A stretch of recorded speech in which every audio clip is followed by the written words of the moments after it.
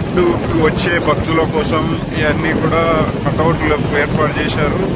వాళ్ళని ఆకట్టుకోవడం కోసం ఇక్కడ ఉన్నటువంటి నాయకులు, ఇప్పుడు ఉన్నటువంటి ఎమ్మెల్యే కానీ, పటోళ్ళ స్వచ్ఛారెడ్డి, తర్వాత ఎలిమేటి అమరేందర్ రెడ్డి మనకి ఎమ్మెల్యే కాబట్టి ఎక్కువ వాళ్ళు పెట్టినారు. తర్వాత దుద్దిల సీతారాబాబు తోటి చిగురింత పారిజాత నరసింహారెడ్డి కూడా అట్లా ఈ చాలా బీజేపీ కటౌట్ కూడా ఉంది. బాలాపూర్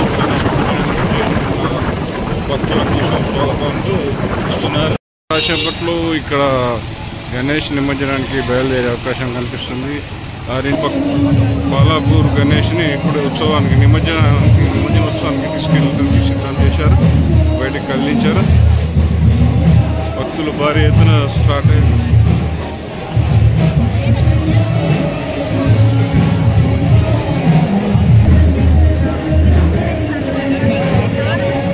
శోభాయాత్రకు సిద్ధమయ్యారు.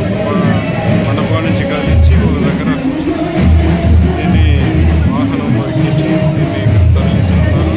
గ్రామం మొత్తం కూడా తిప్పించి తర్వాత గణేష్ లడ్డు వెళ్ళపడారు. ఈసారి తొందరగా శోభాయాత్ర ప్రారంభించారు. తొందరగా 1 అవర్ లేట్ అయింది శోభాయాత్ర. గత సంవత్సరం 20 లక్షలు పోయింది లడ్డు. ఈసారి దాదాపు ఒక 30 లక్షల వరకు 31 వరకు లడ్డు వేలానికి 6 మంది 8 మంది ఉన్నారు. ఇప్పటి వరకు లడ్డు వేలంలో కొన్న వాళ్ళకు బాగా కలిసి వచ్చిందా? ఎట్లా ఏమైనా తెలిసిందా మీకు? బాగా కలిసి వచ్చిందంటే అంతా దేవుని మహిమ.